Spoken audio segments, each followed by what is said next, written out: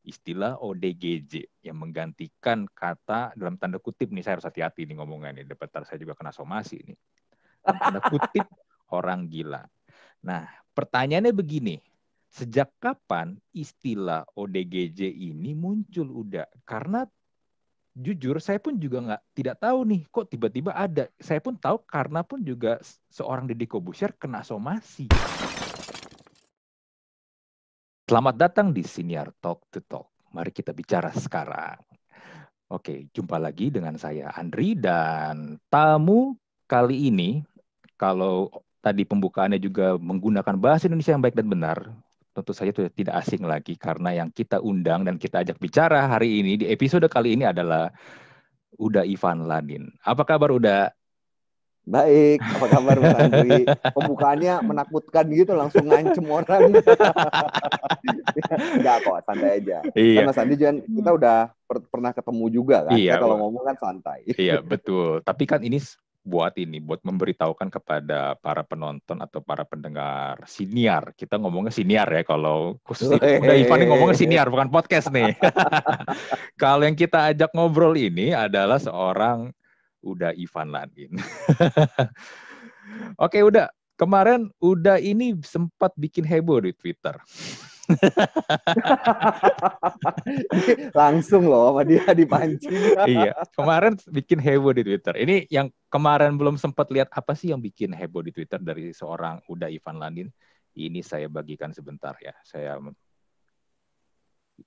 Nah, di Twitter seorang Ivan Ladin, dia nge-tweet tulisannya ngoke. Itu satu ada tiga ya udah ya, kalau nggak salah ada tiga ya total ya. Lalu jujurli, lalu yang ketiga mengsedih. Kemarin tuh saya tuh sempat ini kan kaget juga, apakah udah Ivan akun Twitter ya dibajak Bajak. kah atau gimana kan? Saya langsung foto, saya ini kan saya kirim lewat WhatsApp. Udah Ivan akun Twitternya baik-baik aja kan? Ternyata udah Ivan ngeprank di sini. Demikian hiburan untuk warga net pagi ini. Jaga kesehatan mental ketika di rumah aja. Perbanyak tertawa, tapi jangan berlebihan. Bahasa dapat digunakan untuk menghibur kok. Betul, untuk menghibur. Tapi kita lihat dong replay-replaynya. Wow, Iya loh. ada yang WK udah pakai bahasa humors. Nah, saya juga baru dengar nih humors. Ini maksudnya apa nih? Humors. Menghadu sajalah. Apalagi nih di bawah nih. Nih, Itu yang mengkaget. epic Firsa Besari dong. Firsa Besari sampai ngomong, sampai ini nih, sampai nge-tweet begini, mengkaget udah Ivan jadi ngabers, tinggal pakai baju dius, sepatu Ventela, ngisep vape yang asapnya ngalahin Kebul Damri, naik Scoopy, rambut talang air, mantap mania mancing.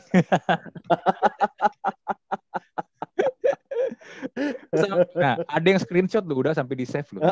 Boleh nggak sih? Ini jangan-jangan nanti ini jadi meme ini. Kemungkinan besar sih begitu ya. Nah, ini nih yang juga epic nih udah nih. Udah Ivan bikin tweet begini, dunia sudah sangat tidak baik-baik saja. Gila, itu yang menyukai 114 orang loh, buset. Iya. Ya, masalahnya begini udah. Ini kan Ivan ini kan udah terkenal sebagai seorang ini ya yang giat ini kan kampanye tentang bagaimana berbahasa Indonesia yang baik dan benar. Tiba-tiba bikin tweet seperti itu, ya orang pasti kaget lah. Mungkin seperti saya juga, saya yang orangnya ceplas-ceplas tiba-tiba jadi sopan, jadi baik hati, jadi ramah. Orang mungkin juga akan bingung, kok nih orang jadi sopan, jadi ramah, jadi santai. Temen dekat mungkin akan nanya, lo kesambet apa, Ndri? Iya kan. Nah, kemarin kenapa udah tiba-tiba bikin tweet seperti itu? Tiba-tiba saya lupa deh, saya kan sedang membalas tweet-tweet kan. Saya kadang-kadang ngebalesnya itu 3 hari baru saya balas kan. Karena setiap kali membalas biasanya saya perlu menghabiskan waktu sekitar 1 sampai 1,5 jam. Dan itu tidak berpengaruh apakah saya sering menjawab atau tidak. Jadi misalnya saya jawab pagi nih. Kalau misalnya nanti sore saya ngecek lagi, itu waktu saya menjawab tetap 1,5 jam juga. Jadi kayaknya orang-orang itu melihat begitu saya menjawab, mereka langsung nanya gitu. Jadi semakin sering saya menjawab, semakin banyak juga pertanyaan yang akan masuk gitu masalahnya. Jadi akhirnya kalau memang kebetulan saya sedang banyak pekerjaan ya sudah saya biarkan dulu misalnya ya sampai saya agak lowong dan waktu itu kebetulan saya lowong kan pagi-paginya ya saya jawab terus tiba-tiba tuh entah bagaimana saya melihat ada yang menjawab ngoke gitu.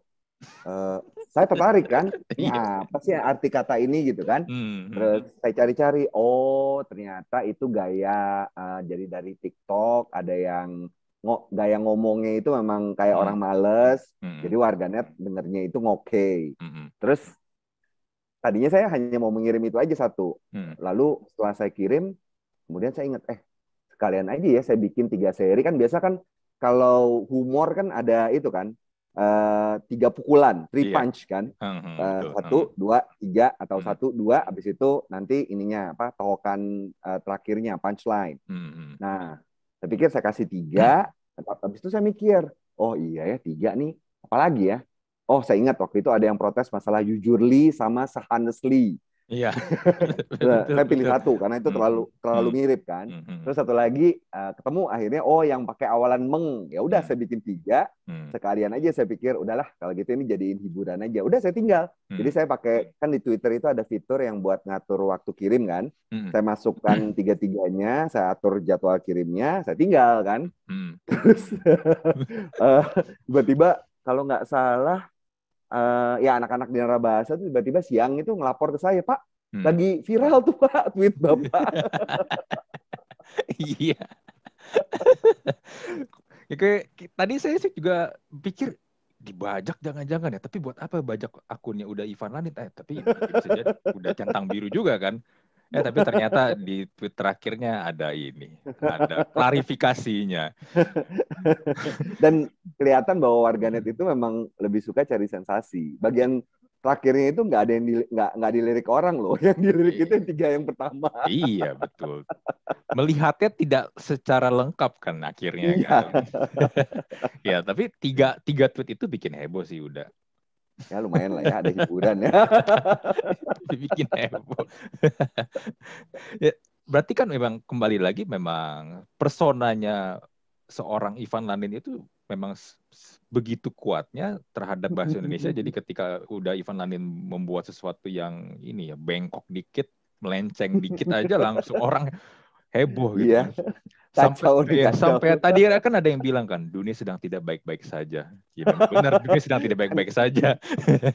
Saya lihat tanggapannya itu ada yang beranggapan nih gara-gara COVID nih jadi dia di rumah terus kan, mungkin jadi terganggu pikirannya. Iya. Nah, hari ini nih mengundang udah Ivan Lanin nih sebenarnya selain ingin klarifikasi tentang 3 tweet tadi nih. Saya juga ingin membahas tentang hal ini nih udah tentang tadi kan sebenarnya itu istilah-istilah baru lah ya, tapi kan kita tidak tahu apakah nanti akan masuk KBBI atau enggak. Karena kan itu sebenarnya pasti enggak. Ya bahasa gaul sebenarnya kan. Iya. Nah, tapi kemarin kan juga sempat heboh tuh tentang masalah ini nih. Sampai Deddy Corbuzier terkena somasi dari 80 kalau nggak salah ya, 80 organisasi yang untuk orang dengan gangguan jiwa ini. Istilah ODGJ yang menggantikan kata dalam tanda kutip nih, saya harus hati-hati nih ngomongnya nih, depan saya juga kena somasi nih. Dalam tanda kutip orang gila. Nah, pertanyaannya begini, sejak kapan istilah ODGJ ini muncul udah? Karena jujur saya pun juga tidak tahu nih kok tiba-tiba ada. Saya pun tahu karena pun juga seorang Deddy Corbuzier kena somasi. Tiba-tiba ada istilah ODGJ. Ini kan berbahaya sekali kalau kita tidak tahu kita ternyata salah ngomong dan ada orang yang tersinggung tiba-tiba disomasi. Ngeri banget kan. Saya juga terus terang nggak tahu ya kapan itu mulai viralnya karena memang mulai diberlakukan karena memang ini kalau saya sih merasa ini mirip dengan konsep eufemisme, penghalusan. Kan kita kan memang dikenal suka menghaluskan kata-kata kan. Nah, seperti tadinya kita sebut gelandangan, kita ganti kemudian jadi tunawisma. Lalu kita dulu sebutnya tuli, lalu kita ganti jadi tunarungu. Lalu karena dari teman-teman tunarungunya itu merasa berkeberatan, diganti lagi. Sekarang jadi tuli lagi. Iya, Jadi bolak-balik betul. tuh. Betul, gitu kan. Kemudian ada juga dulu sebutnya babu. Oh iya. Lalu berubah jadi pembantu.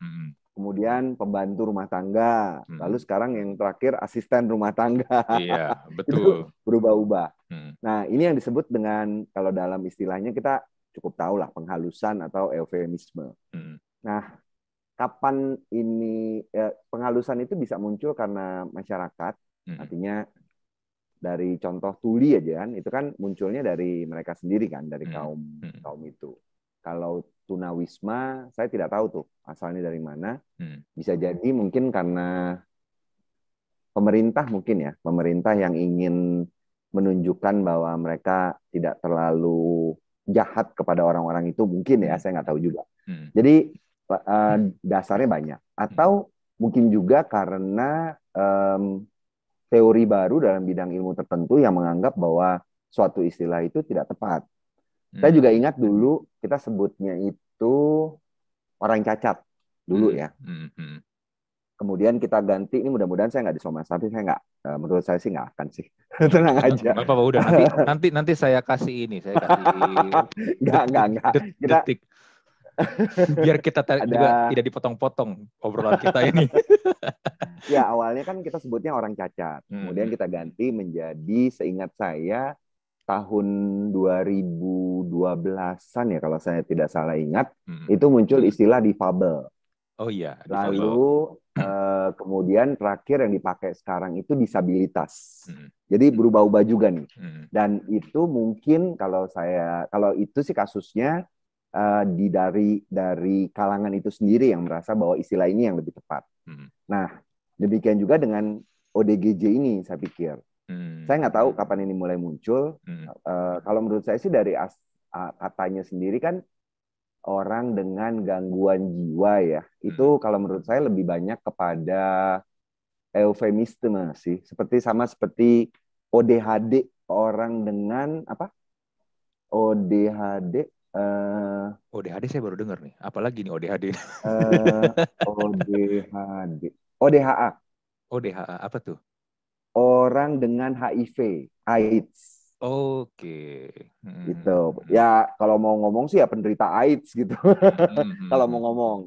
Cuma mungkin biar lebih sopan mungkin ya.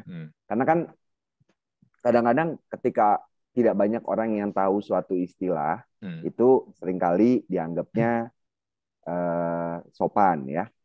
Saya misalnya gini, kalau saya ngomong pada masyarakat desa gitu, kamu pain in the ass banget.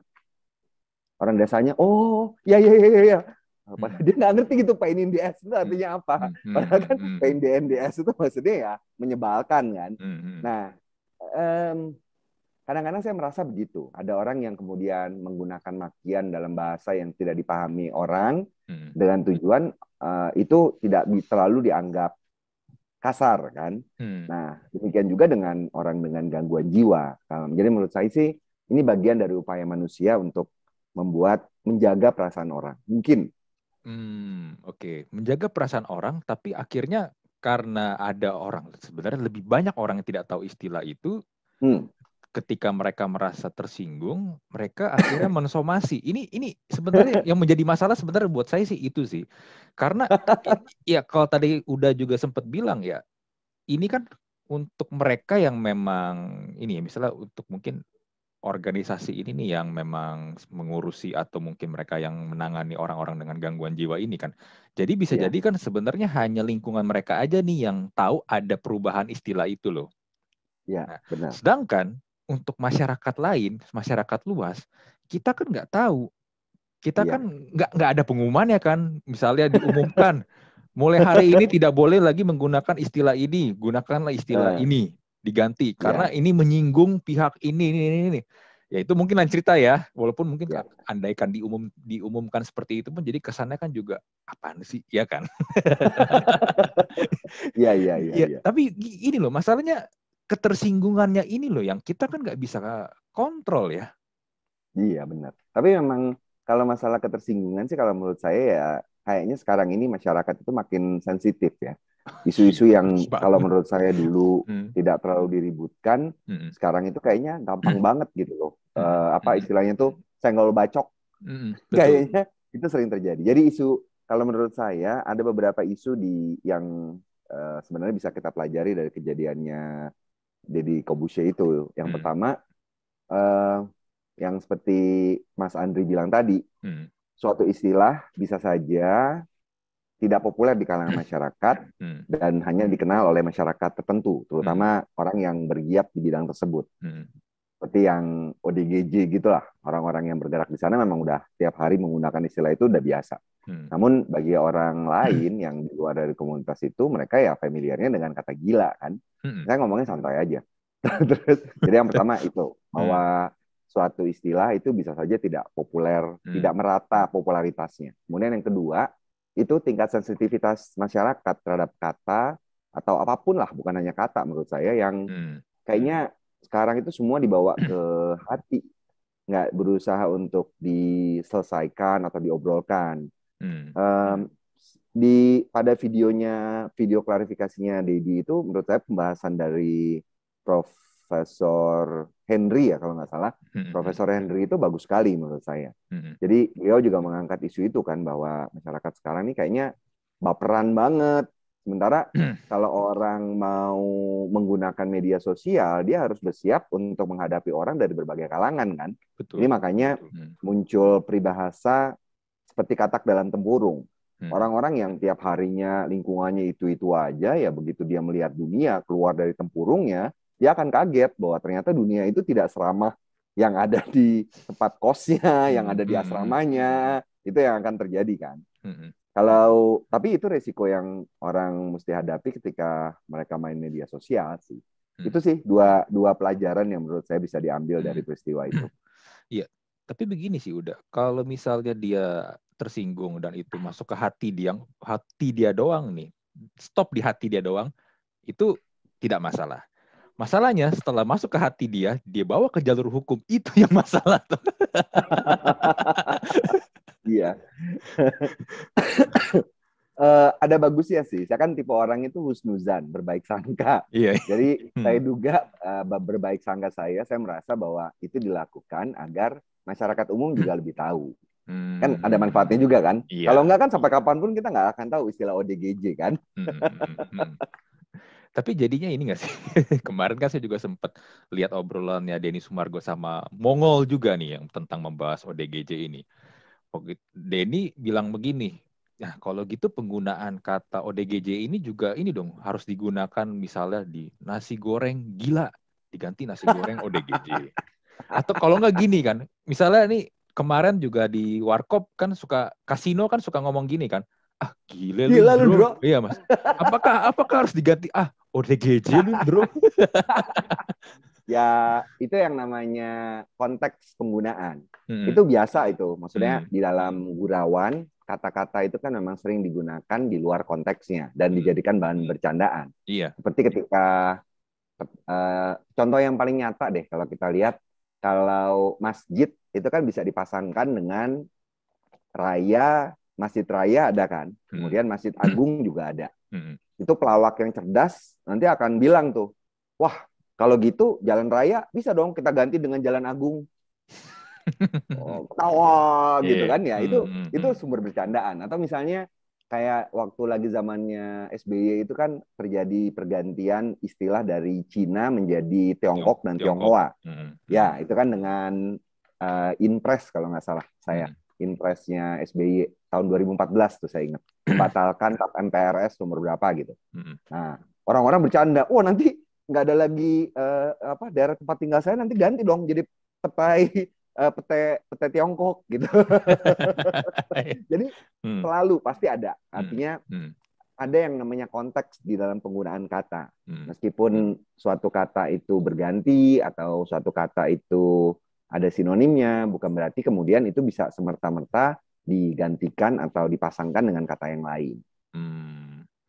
Kalau saya sih gampang aja ngejawabnya kan, dan logis kan. Tapi memang permainan bahasa itu selalu menjadi sarana buat bahan bercandaan yang bagus ya.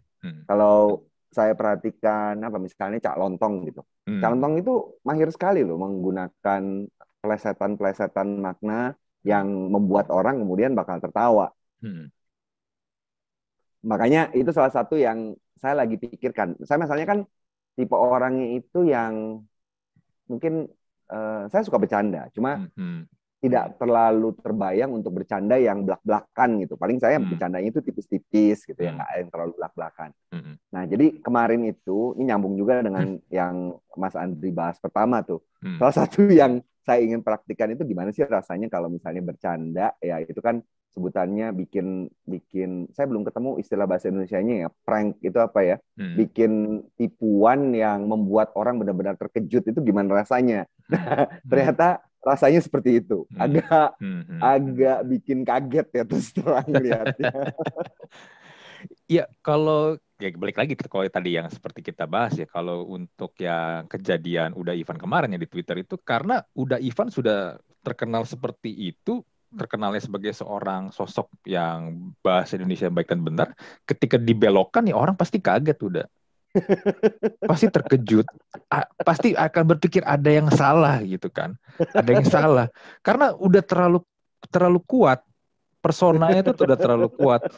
Sekarang ini kan boleh dibilang sinonim bahasa Indonesia yang baik dan benar itu ya buat saya ya udah Ivan Lanin pasti di pikiran saya.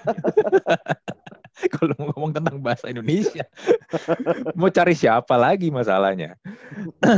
Ya tapi ini mungkin yang saya juga sering lihat ya udah ya, ini masalah ini adalah orang tidak melihat konteksnya.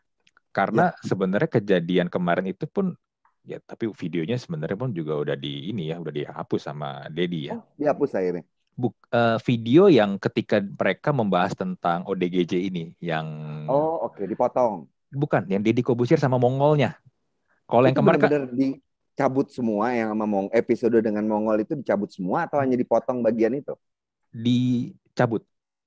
Oh, luar biasa. Hebat tapi. Iya, Jadi hebat kalau dicabut. Karena sebenarnya gini, kalau udah kemarin mungkin udah nggak sempat nonton, cuman ya kurang lebih isinya begini. Sebenarnya itu bercandaan konteksnya. Bercandanya adalah begini, kan ke Mongol kan memang pelawak ya, dia kan stand up comedian kan. Ya Mongol bilang, pernah lihat gak sih ada orang yang ODGJ itu tidak pernah kena COVID? Padahal kan mereka tuh suka di jalan-jalan gitu kan, ya biasa ODGJ gitu kan, campang-camping, nggak pakai masker, tapi nggak kena COVID. Nah terus juga si Mongol juga bercandanya begini, kalau misalnya nih ada dua ODGJ bertemu, misalnya di Cilandak Town Square di Citos, mereka nggak kayak kita. Kalau kita ketemu temen, bro apa kabar, tos ya kan, deket, kita ngobrolnya deket. Sedangkan mereka mungkin ya kata si Mongol, satu ruangan di rumah sakit, tapi ketika ketemu di Citos itu ya mereka nggak kenal, mereka nggak ini, ya mereka lewat aja, jaga jarak maksudnya. Ya inti sebenarnya bercanda lah, intinya bercanda kan, konteksnya itu loh. Tapi memang karena nangkepnya sepotong-sepotong, dan mereka cuman ingin mendengar, oh ini nih yang menjadi bahan ledekannya Deddy Corbuzier dan Mongol, ini yang bikin kita tersinggung. Jadinya udah dibikin heboh. Sebenarnya bukan masalah besar sih, sebenarnya dengan hanya bikin mungkin ya kalau buat saya mungkin hanya mereka bikin sebuah pernyataan atau ya entah bagaimana lah, atau mungkin ini kayak di media. Sebenarnya udah lebih dari cukup kan, tanpa perlu mensomasi orang tersebut. Somasi itu kan ya suka nggak suka pasti bikin orang kaget. Iya kan, apa nih kok disomasi? Harusnya seperti itu kan. Tapi entah bagaimana menurut saya kita itu memang susah untuk memahaminya sih udah. Ya, banyak faktor sih ya kalau menurut saya. Jadi yang pertama ya itu tadi bahwa orang melihatnya sepotong-sepotong, jadi tidak melihat konteks besarnya. Itu yang pertama. Lalu yang kedua, kadang-kadang begini kan, seperti kita aja kalau misalnya, Mas Andri itu udah punya anak kan ya? Saya belum punya anak. Oh belum, oke. Istri lah misalnya. Kita misalnya dengar dari cerita istri kita gitu, bahwa dia misalnya di kantor tuh ada yang judes sama dia gitu. Kadang-kadang kita sebagai suami kan tersinggung juga, malah kadang-kadang kita yang lebih marah daripada istri kita kan. Wow, gimana sih, gue hajar deh gitu kan, kayak gitu. Nah, ada kemungkinan juga kayak gitu. Jadi artinya yang lihatnya siapa, orang lain itu hanya mendengar beritanya dari mulut orang, lama-lama itu menjadi bola salju. Bisa juga kayak gitu, ditambah-tambahin, dibumbuin gitu. Ada hubungannya nggak sih dengan sistem pendidikan kita nih? Karena ini yang saya rasakan ya, sekolah itu buat saya dari SD sampai SMA kita tuh cuma diajarkan untuk menghafal doang tanpa berusaha berpikir kritis, memahami ada suatu masalah, ada suatu topik, kita bagaimana nih melihat kerangka berpikirnya nih. Ada ujian soal esai pun kita harus menjawab seperti apa yang ada di buku cetak kan, bukan dari cara berpikir kritis kita. Kita melihat ini ada suatu problem, oke, jawabannya apa nih dari opini kita. Jadinya kita selama ini sebenarnya udah dibiasakan dan kita dalam tanda kutip disetir supaya ya jawabannya pokoknya harus sesuai seperti ini, udah. Makanya ketika ada yang lain sedikit atau mungkin konteksnya udah berbeda atau mereka ngeliatnya sepotong-sepotong, jadinya begitu udah. Karena ya mereka taunya apa yang mereka pengen aja, yang mereka senang, yang mereka pengen denger. Saya nggak berani berspekulasi ya, karena itu kan tiap orang pasti berbeda latar belakangnya. Tapi yang jelas sih, kalau menurut saya, ya sebagai bangsa itu kan memang kita sedang peralihan kan. Dari sewaktu terjadi reformasi aja kan, itu dari tadinya bertahun-tahun kita, hak demokrasi kita itu bisa dibilang terbungkam. 99 waktu reformasi itu kan banyak sekali hal-hal yang seperti euforia gitu loh, membuat orang tuh banyak yang kebablasan. Jadi kita tuh masih mencari pola gitu sebenarnya, masyarakat yang seimbang antara hak demokrasinya dengan batasan-batasan pribadi itu seperti apa. Tuh. Jadi menurut saya itu yang ini yang teman-teman yang mendengarkan siniar ini atau lihat di YouTube, menurut saya coba deh tonton yang wawancara Deddy Corbuzier sama Profesor Henry itu, karena menurut saya itu bagus isinya. Artinya si Prof. Henry itu kan bagian dari tim yang membentuk pedoman untuk UU ITE kan. Penjelasan beliau itu lugas sekali. Artinya pertama beliau bilang bahwa sebenarnya UU ITE ini hanya ekstensi dari apa yang di dunia nyata. Apa yang kita lakukan di dunia nyata itu sebenarnya juga tercermin di media sosial kan. Kayak di media nyata itu di dunia nyata itu kita lihat orang banyak yang sirik-sirikan sama tetangganya kan, ngomongin tetangga di belakang, ya itu terjadi juga gitu kan. Terus orang yang memfitnah itu juga terjadi juga di dunia nyata. Hanya bedanya kalau di dunia nyata itu paling yang tahu itu cuma lingkungan tetangga, kalau sekarang itu yang tahu adalah seluruh dunia kan, bisa dibilang begitu. Itu yang membedakan. Jadinya pengaturannya pun harus lebih tegas mungkin ya untuk mencegah orang melakukan itu. Kayak misalnya Gofar Hilmar aja misalnya. Kalau itu tidak ada media sosial, kemungkinan ya selesainya gitu aja, komunikasi, berbaikan, terus mungkin ya kalau nggak baikan mungkin ya jadi musuhan seumur hidup. Tapi ya udah gitu, nggak ada orang lain yang terganggu. Cuma karena itu kemudian tersebar di media sosial, akhirnya ya orang pro kontra gitu, ada yang mendukung, pasti ada lah dalam semua isu tuh, pasti ada yang mendukung, ada yang enggak kan. Betul. Jadi sebenarnya ini apa yang terjadi di media sosial itu ya cerminan dari masyarakat kita, bukan sesuatu yang berbeda beneran. Masyarakat kita yang mudah resah terhadap urusan pribadi orang lain. Apakah seperti itu?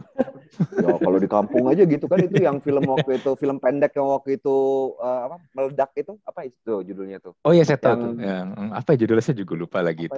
Ya, yang ini kan yang Tilik. Iya, tilik yang naik truk itu kan, di bak truk ya kan. Iya. Itu kan masyarakat, gambaran masyarakat kita. Makanya itu viral karena orang merasa ini gue nih. Yes, benar. Masyarakat kita yang pedulinya terlalu berlebihan kadang-kadang sebenarnya. Peduli dalam tanda petik ya. Iya. kalau nggak mau disebut kepo.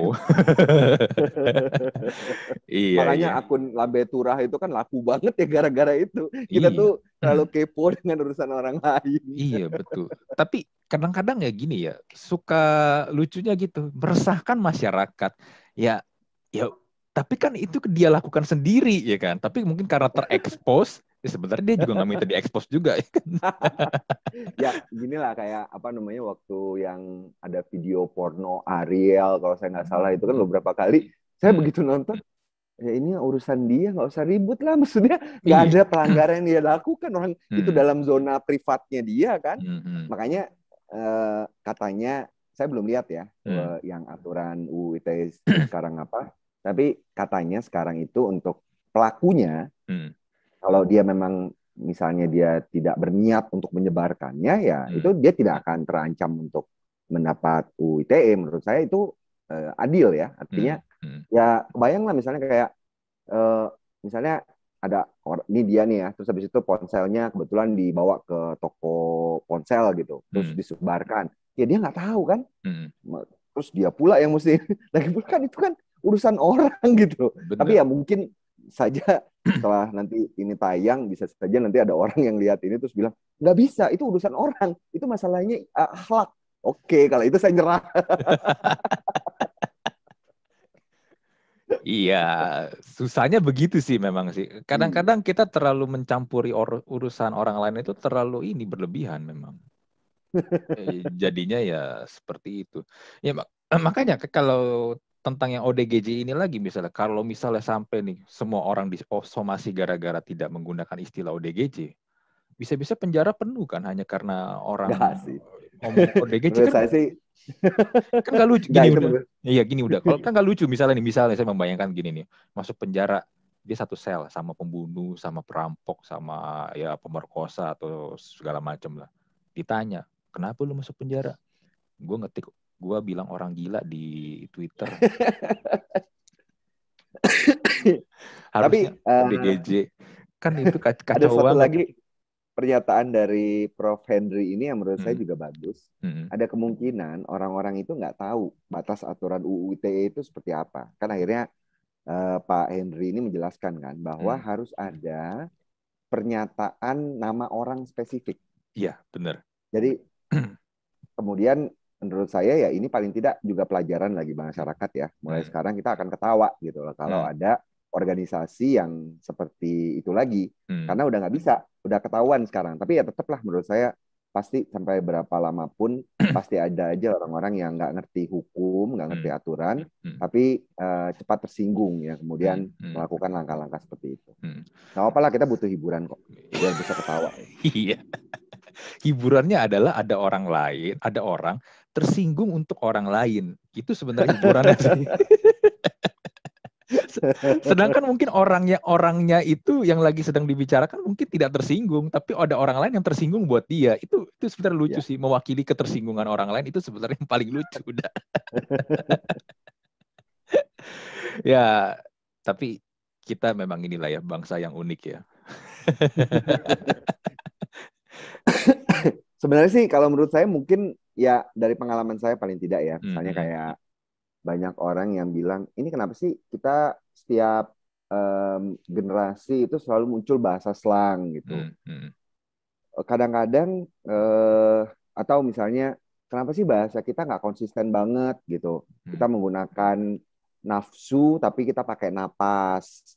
Lalu kita menggunakan apa misalnya autokrasi tapi ada otomotif pakai O bukan AU.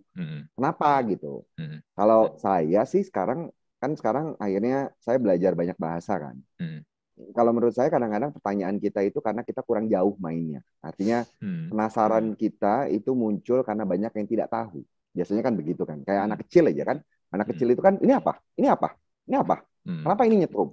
Kenapa ini? Nanya semua hal ditanya. Karena memang banyak yang dia belum tahu. Gitu. Tapi semakin dia banyak tahu, dia semakin banyak komparasi, dia tidak akan terlalu gelisah lagi. Atau sebaliknya sih, kata orang juga kan, semakin kita banyak tahu, semakin banyak yang kita belum tahu, kan katanya gitu kan. Saya sendiri terus terang seperti itu. Cuma bedanya mungkin ketika kita lebih banyak tahu, kita itu biasanya kalau menurut saya sih lebih diam.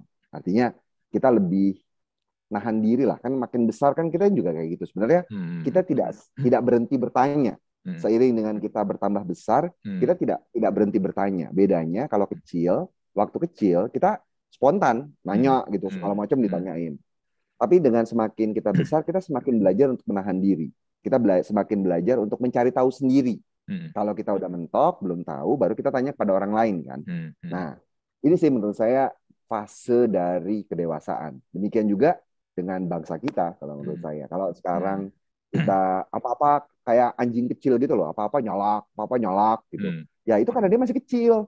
Nanti seiring dengan dia makin dewasa, dia akan bisa makin menahan diri kan. Anjing kalau yang galak bener kan itu wow gitu kan langsung gitu. Ya, ya semoga sih ini ya dengan semakin bertambahnya umur bangsa kita kan udah berapa? Udah 76 ya, 76 tahun. Iya, masih muda banget kalau dibandingkan sama Amerika gitu. Mereka dari 1700 kan. Ya semoga sih bangsa kita orang-orangnya makin dewasa ya.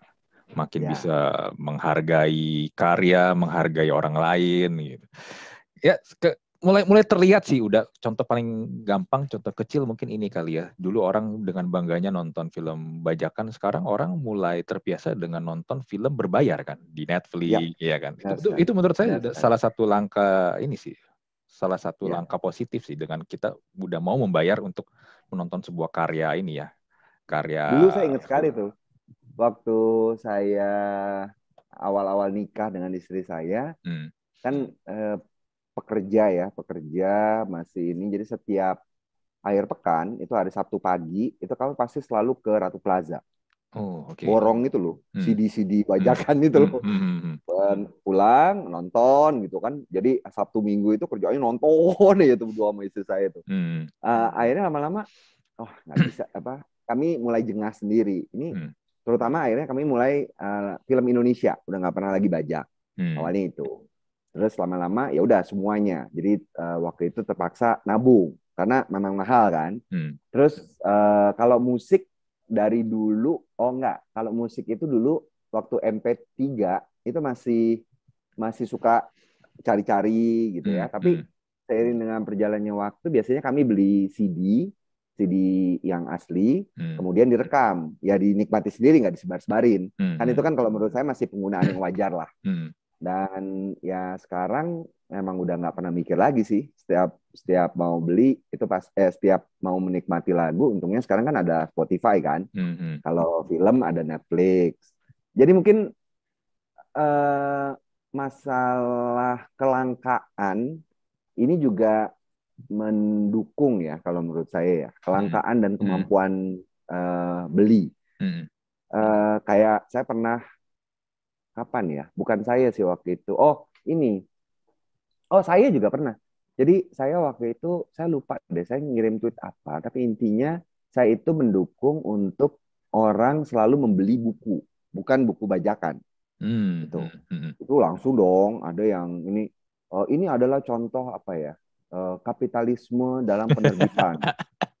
Ini adalah suara orang-orang yang memang punya duit. Bayangkan dong mahasiswa itu misalnya. Saya pikir-pikir sih iya sih, waktu saya dulu kuliah, saya ingat waktu S1 itu saya beli bajakan sih di Taman Sari dulu, saya ingat saya beli buku bajakan karena memang waktu kuliah dulu memang belum punya uang ya, gimana memang anak kos agak susah untuk ini. Begitu saya kuliah S2, saya nggak pernah beli bajakan, tapi memang itu karena sudah punya penghasilan. Jadi untuk urusan itu sih ya karena keterjangkauan juga sih. Mungkin ini juga berpengaruh terhadap kejulitan warganet tadi, karena nggak terjangkau, jadinya akhirnya lebih baik ya udah julid aja. Ini kan sama kayak kalau di sastra itu kan ada yang namanya fabel. Fabel itu suatu kisah yang bercerita tentang hewan untuk menceritakan sifat manusia. Ada salah satu fabel yang cukup terkenal itu bercerita tentang musang. Jadi musang ini dia mau menggapai anggur di atas, tapi nggak dapet karena jauh kan. karena dia tidak berhasil mendapatkan anggur itu, yang dia lakukan adalah dia berkeliling ke seantero hutan. Dia bilang ke semua warga hutan bahwa anggur itu asam.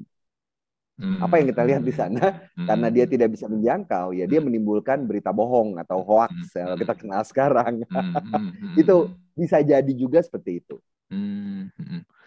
Karena ketidakmampuan atau belum mampu, akhirnya yes, ini sebenarnya seperti ini ya, menolak kenyataan jadinya kan, tidak mau menerima kenyataan kan, dan mengajak orang untuk juga supaya tidak menerima kenyataan itu, karena ya dia masih belum mampu sebenarnya. Dia tidak. Ya tapi itu sifat dasar manusia sih ya, sebagai makhluk sosial memang kalau ada sesuatu pengennya ngajak orang lain ikut sama-sama sih. Iya. Biar punya teman. Biar punya teman. Ya, itu wajar sebenarnya sih. Ini kita ngelanturnya jauh banget loh dari bahasa ngomongin masyarakat. Iya. Nah, udah nggak berasa kan? Kita ngobrolannya bawa-bawa situ. Ya, itu saya kalau ngobrol emang kadang-kadang suka ngalor ngidul. Kalau di kelas juga misalnya lagi menerangkan apa gitu ya, itu kadang-kadang ngelanturnya agak jauh. Untungnya yang mengingatkan saya karena ada operator, biasanya operator itu ngingetin lewat pesen gitu. Dah jangan terlalu jauh ngelanturnya. Soalnya itu di kelas udah beda. Iya benar. Iya, kalau itu di kelas. Kalau ini kan saya memang pengen tahu nih isi kepala Uda nih, pemikiran Uda nih tentang hal ini nih gimana gitu. Ya kurang lebih gitu. Tapi ini kayak kita ngobrol di warung kopi aja sebenarnya. Iya, betul. Ya tapi dari Fabel tadi itu bagus sih. Memang itu menggambarkan banget sebenarnya sih.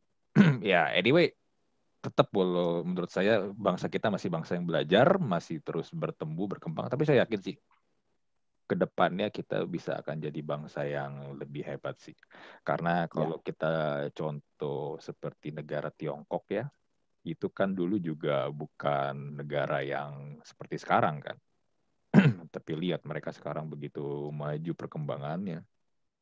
Dan kalau ngelihat karakteristik orangnya, sebenarnya orang Tiongkok sama orang Indonesia itu mirip. Sama-sama Asia juga. Sama-sama Asia juga. Dan sebenarnya juga, ya ini juga faktor pemerintah. Kalau pemerintah di sana kan tegas banget kan. Kalau nggak melanggar peraturan, kalau rese segala macam, itu hukumannya tuh udah jelas banget. Maka mereka kan patuh. Dan korupsi aja hukuman mati kan mereka kan.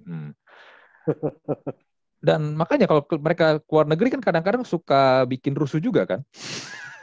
Karena kayak apa ya, kayak hewan yang biasanya dikungkung habis itu dilepas gitu ya. Iya.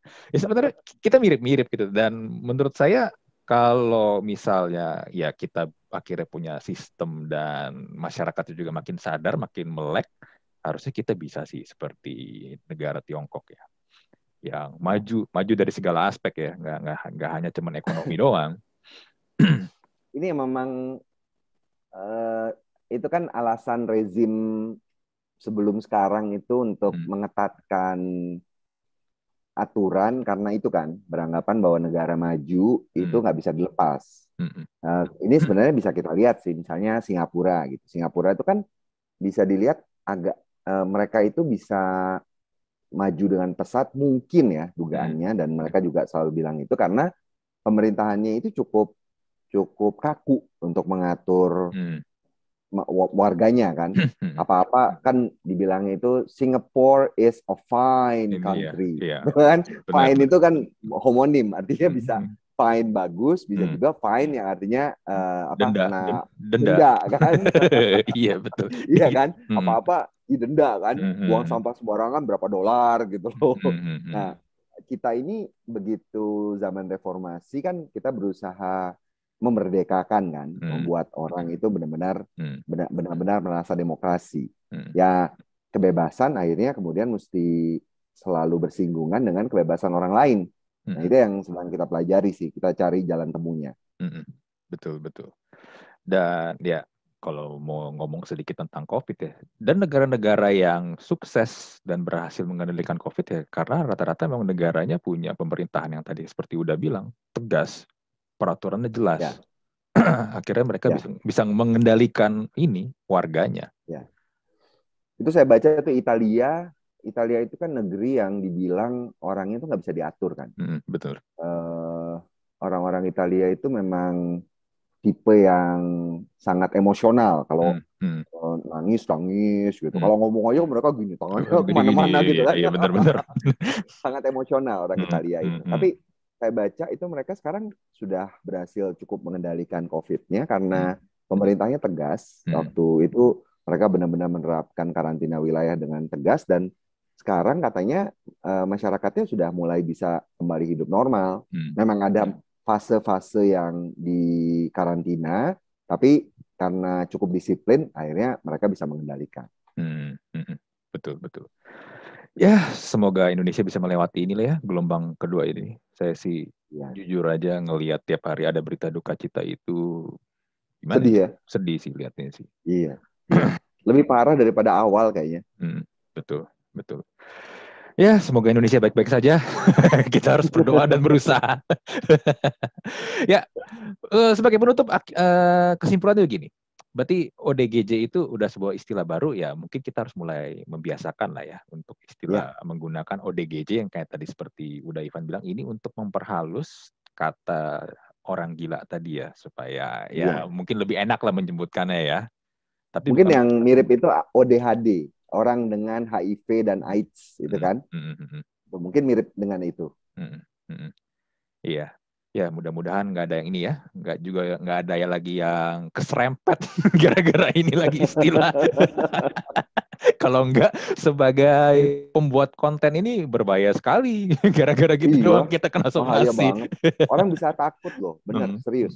Orang bisa takut untuk membuat apapun karena kayaknya segala sesuatu itu mesti diperhatikan kan. Iya. Repot. Artinya apalagi kalau menurut saya sih terutama ketika kontennya itu sudah jelas-jelas merupakan konten gurauan, ya yang namanya gurauan itu kan pasti selalu mempermainkan etiket. Artinya yang dia lakukan itu memang di batas-batas tipis gitu. Itu yang bisa membuat orang tertawa ya karena itu justru yang nyerempet-nyerempet kayak misalnya nyerempet masalah seks, nyerempet masalah agama, tapi nggak terang-terangan. Itu sebenarnya kan salah satu modalnya lawakan itu.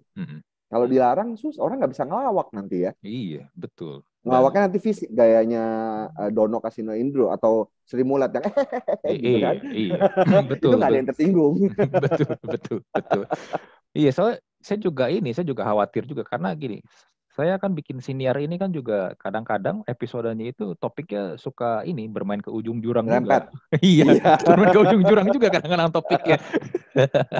Kalau sampai gara-gara begitu doang salah ngomong karena istilah kan bahaya banget itu. Panjang urusannya. Tapi ini kok tenang aja. Udah 1 kali, 2 kali disomasi lama-lama juga tenang. Somasi itu tenang aja. Artinya somasi itu cuman kayak kepala sekolah waktu kita SMA dulu ngirim surat ke orang tua. Anak kamu datangnya terlambat terus. Ya nggak ada efek apa-apa juga. Itu cuman kayak surat teguran. Iya. Efek kejut lah ya. Ya, banyak orang yang menyangka begitu somasi itu pasti langsung pengadilan kan. Padahal seringkali itu masih lama. Itu cuman buat agar orangnya takut, kemudian buru-buru menyesal atau apa gitu. Sebenarnya itu doang. Betul. Ya, semoga kita baik-baik saja. Amin. Udah bosen belum di rumah? Kenapa? Wah, saya sih udah lumayan bosen ya di rumah ini. Sebenarnya tuh sebelum PPKM ini saya ada pengen nonton satu film tuh Fast and Furious 9, tapi kan ternyata belum sempat nonton. Tiba-tiba tutup semua bioskop. Ya udah, saya tidak bisa nonton dulu dan mau di rumah saja. Saya dari tadinya nggak langganan, saya tadinya cuma TV kabel kan gara-gara mesti ada internet. Nah gara-gara ini akhirnya saya langganan Disney, gara-gara Disney waktu itu ada promo tuh kan. Terus langganannya nggak boleh nyebut nama ya, nanti dipikirnya kita jadi pendukung mereka nih. Pokoknya langganan beberapa TV deh, nanti itu disensor aja ya, tet gitu. Oh, nggak apa-apa, udah nggak apa-apa. Siapa tahu nanti Disney tiba-tiba mau sponsorin di sini kan nggak apa-apa. Amin. Ini kayak ini loh, kemarin itu kan banyak orang-orang yang bercanda muji-muji pemerintah, habis itu Bismillah komisaris. Komisaris, benar. Ya, kalau saya sih Bismillah Disney mau inilah taruh misalnya di sini apa produk placement nggak apa-apa. Iya. Ya, tapi di TV-TV yang OTT itu banyak acara-acara bagus sih. Udah kayak misalnya Netflix pun saya suka salah satunya karena banyak dokumenter yang bagus. Nggak cuma film atau TV series doang ya. Dokumenternya banyak yang bagus. Itu bener-bener ini banget. Jadi banyak dapat pengetahuan baru dari situ sih. Itu keren sih. Yang nggak ada salahnya dan juga nggak mahal kok sebenarnya langganannya juga. Bismillah komisaris. Enggak. Komisaris Disney. Wah, itu keren banget tuh. Ya, kita udah ngobrol panjang, udah hampir sejam ya, tapi dapat inilah ya, banyak dapat ilmu, dapat banyak pencerahan dari Uda Ivan Lanin lah tentang penggunaan bahasa dan istilah baru ini. Ya, dan juga semoga tidak ada lagi somasi-somasi hanya karena ini ya, salah paham ya. Ya, sekali lagi terima kasih untuk Uda Ivan, untuk waktunya, untuk sama-sama Mas Andri, untuk ilmunya, untuk ya sehat-sehat selalu juga buat Uda Ivan ya, karena kita harus menjaga kesehatan sih terutama sekarang nih. Ya, kita tutup di episode Siniar Talk to Talk kali ini. Saya Andri dan Ivan Lanin mohon pamit, kita jumpa lagi di episode berikutnya.